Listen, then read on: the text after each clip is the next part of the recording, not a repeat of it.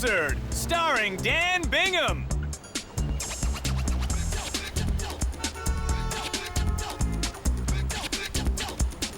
Please welcome Dan Bingham.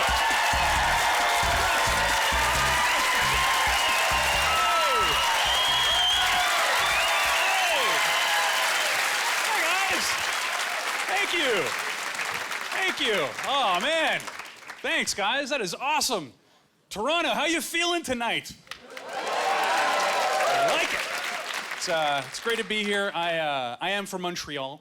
And I don't know if you guys are aware of this, but Montreal, I mean, not only do we have some of the worst drivers on the planet, right? But we somehow got stuck with all the worst pedestrians as well. Like the other night I'm driving, right? I came up a little too quickly on a stop sign. Bumper comes a little too close to a pedestrian. So the pedestrian gives me one of these. He's like,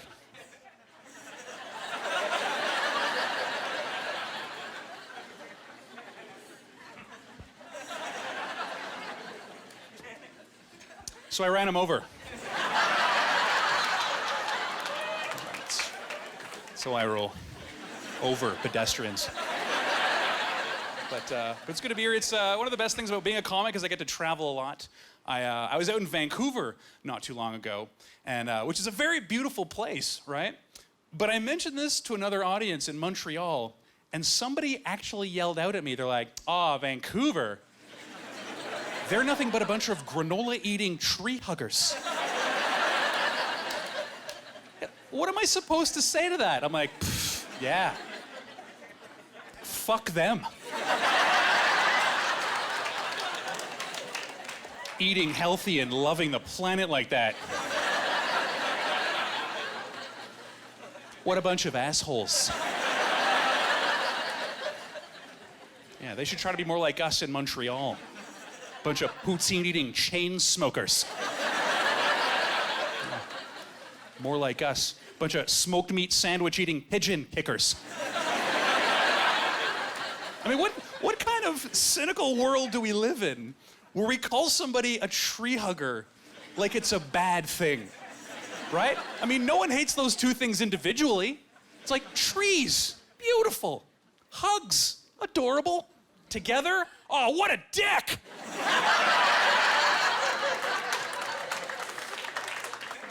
Actually, I saw one of the strangest things I've ever seen in my life when I was out west. Has anyone heard of a bee on a string? I've never heard of this, right? I was at this backyard barbecue party, and some dude captured a bumblebee in this plastic container. He brings it inside, he puts it in the freezer. It gets better. Now, the bee thinks it's time to hibernate, so it goes to sleep. The guy then takes the bee out of the freezer, well, before it freezes to death and becomes a beesicle. He takes the bee out, he grabs a spool of thread, and he ties one end of the thread around the bee. So when the bee wakes up and starts to fly around, now you have the angriest fucking kite I've ever seen. Like, why would you ever want to stop a bee from being anywhere else in the world? I mean, hey, what's next? Hey, snake on a leash. So I have been traveling a lot. I've been touring through the US, and you guys are all familiar with the stereotypes that Americans have towards Canadians, right? But I discovered that the further you go south, the weirder these stereotypes get. Like, if you go to New York or Boston, you hear things like, I hear you guys say A lot and drink lots of beer. That's not even a stereotype, that is a fact. But then you go to, like, Charlotte, North Carolina, you start hearing things like, oh, you're from Canada? I heard y'all live in igloos and ride around on polar bears, eating whale blubber. Which is bizarre, but still pretty classic, right? We've heard all that stuff before. But by the time you get to Houston, Texas, It's like...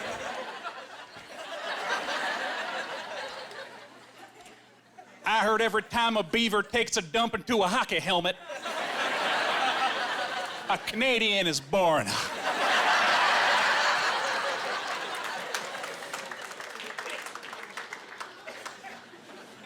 That's just fucking weird.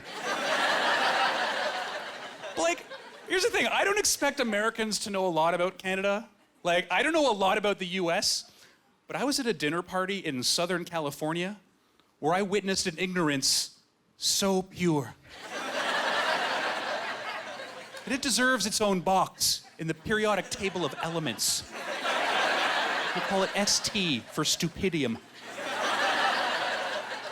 I'm the only Canadian sitting at this dinner table, and the husband, the host of the party, starts telling us a story about how his 5-year-old son was playing in a farmer's field and how he went to climb over a barbed wire fence and accidentally punctured his scrotum. Yeah. First of all, I don't think he needed to use the word accidentally.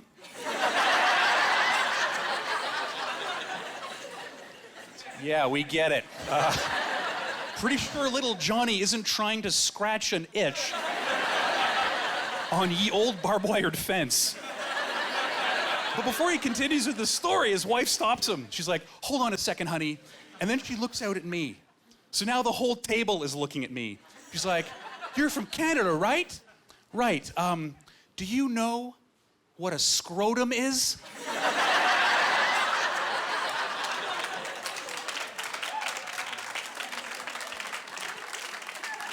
Yeah, scrotum. Isn't it that bag I dipped in the water to make everyone's tea?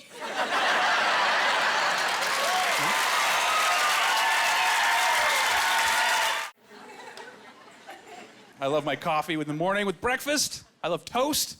Actually, I was out shopping for a new toaster recently, and I don't know if you guys are aware of this, but there have been amazing advancements in toaster technology. Did you know there is now a cancel button on toasters? Yeah, right beside that little dial that controls how dark you want your bread to be, there's a button. Cancels the entire toasting process before it's too late.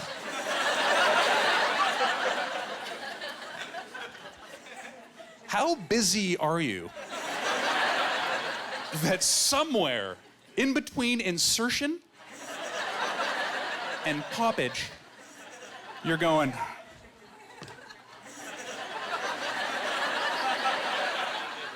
this is fucking ridiculous. Honey, you want to cancel that toast for me?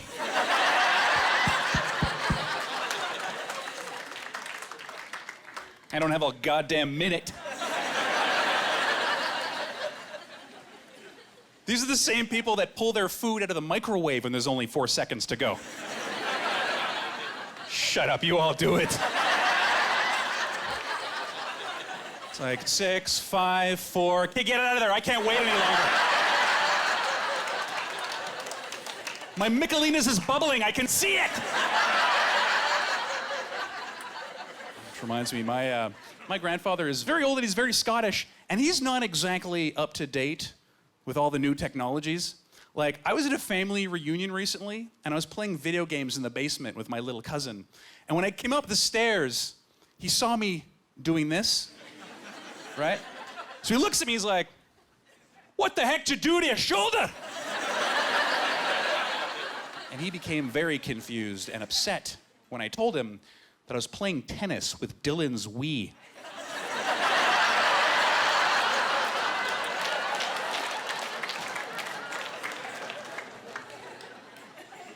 You're a sick bastard, do you know that? Just go down there, Grandpa. He'll show you how to use it. It's got like all kinds of great games you can play with that thing. So I love video games. I also love superheroes. I think my favorite superhero is Batman. Yeah. His superpower is money.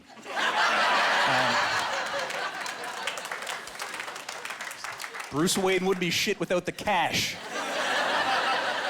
And but how many of you guys remember the Batman remake of Jingle Bells?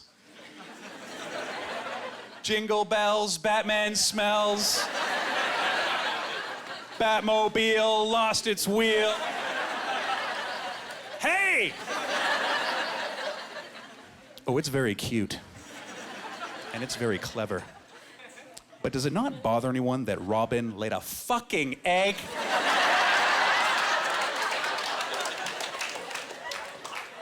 I mean, Batman smells. It's cute. It rhymes. He lived in a Batcave. It's probably true. The Batmobile lost its wheel and Joker ran away. I mean, that's just good cause and effect storytelling right there. But to inflict the boy wonder with some type of bizarre reproductive disorder. They're taking things too far, people. Before I got into comedy, I used to work in an office with this French dude named Serge. Now, Serge's English was almost perfect, right? But he'd make mistakes from time to time. Like instead of saying, "Hey, Dan, watch me fuck with that guy's head." Serge was like, "Hey, Dan, watch me fuck that guy in his head."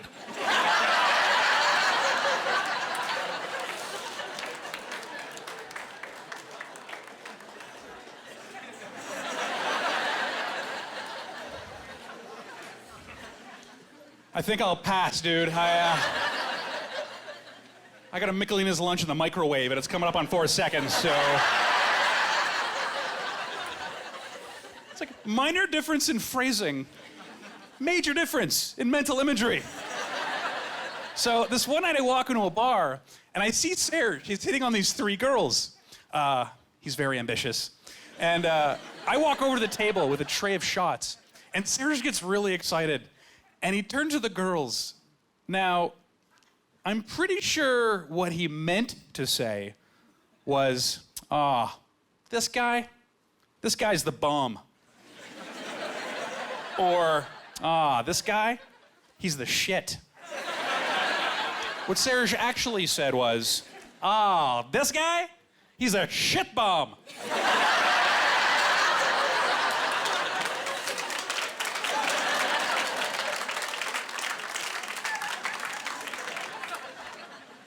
Thank you, Serge. Worst wingman ever. Like, how do you even recover from an introduction like that? I'm standing there, I'm like, yeah. That's right, ladies.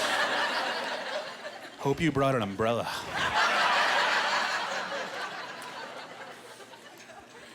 So to get him back, I was like, hey, Serge, why didn't you tell us about that guy you fucked in the head?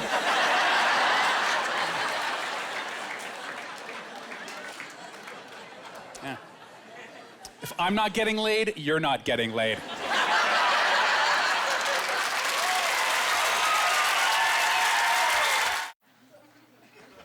I once dated a girl who was a horseback riding instructor, and for some strange reason, whenever I would tell guys that I was dating a horseback rider, they'd always say the same thing to me. They're like, nice. I bet things are really wild in the sack. Oh, it's a rodeo in there. Well, for me, anyhow. For her, not so much. I mean, she's used to riding these 900-pound animals that buck and gallop and jump over fences. All I have to offer is this.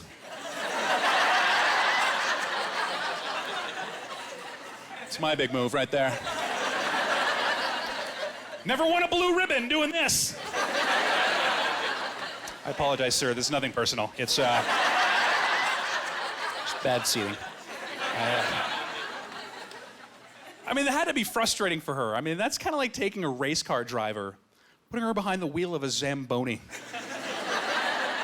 But it was intimidating for me because when she was on top, she was riding like there's money on us at the off tracks. Meanwhile, I'm on the bottom, worried that if I suddenly get a leg cramp or something, she's gonna shoot me in the head. And that's a lot of pressure. So, I had a very strict Irish Catholic upbringing. My mother is very religious. She's so religious, whenever I went to her with a problem, instead of offering me a practical solution, she would tell me which patron saint I needed to pray to. Apparently God is so busy he has to delegate. It didn't matter what the problem was either. My mom had a saint ready to go, like that. I'd be like, Mom, I feel really sick. Well, why don't you go sit on the toilet and say a prayer to Saint Bonaventure? I looked him up. He's a real dude. And he's not just the patron saint of being sick in general, but bowel movements specifically. Talk about a shitty gig. How do you even become the patron saint of bowel movements anyways? Like, what miracles did this guy perform? Did his face suddenly appear in a roll of toilet paper in the desert? Did he transform water into diarrhea? That's not even a miracle, that's a trip to Mexico. So, but my mother, she definitely did her best to give me a good education. And when I was a kid, she sent me to Terry Fox Elementary School. And I'll never forget my first day in kindergarten. I walk into class, and there's a giant mural of Terry Fox on the wall, running, being followed by a police car. Now, here's the thing. Terry Fox is a great Canadian hero. And his story is a story about courage, overcoming obstacles, and the triumph of the human spirit. When you're 10, when you're 5, that is a horrifying story. I remember asking my kindergarten teacher, I'm like, Miss, why is that man with the robot leg being chased by the cops? Is he a Decepticon?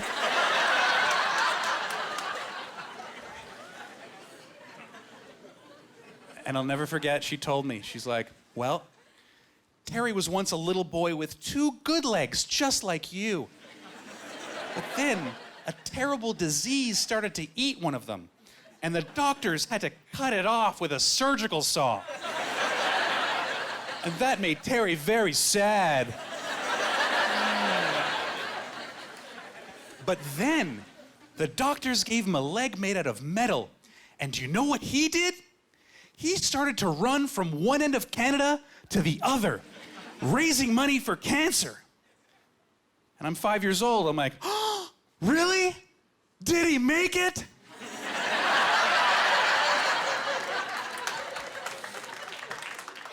Yeah, no, he didn't make it. He got as far as Thunder Bay, where the cancer spread to his lungs and he died. Dreams don't always come true. Welcome to Terry Fox Elementary, kid.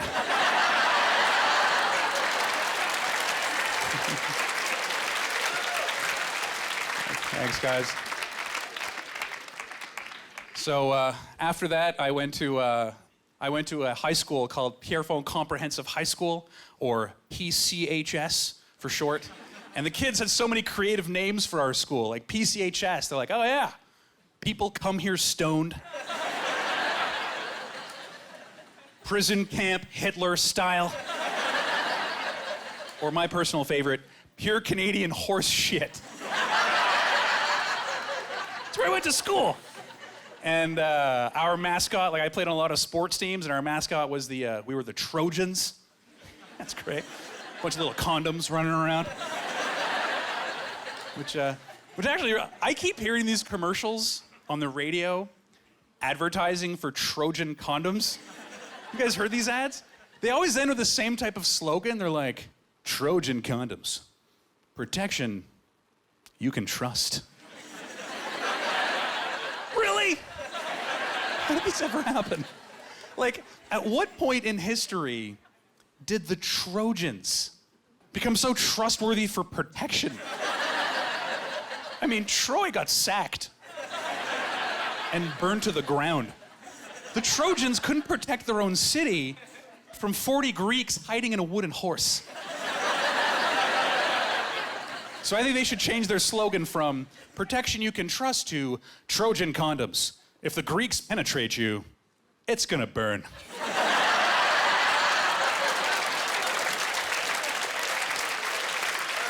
It's gonna burn, people. So, speaking of naming prophylactics after ancient civilizations, I recently saw the movie 300. You guys seen this movie? Yeah. It's based on the famous Battle of Thermopylae, right? I'm surprised that no one ever named a diaphragm after the Spartans. I mean, think about it. They were a thin layer of defense, protecting a narrow passage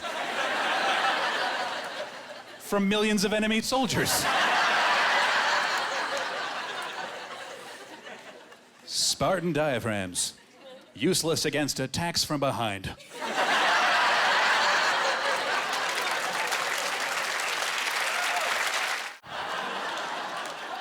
Thanks a lot, guys.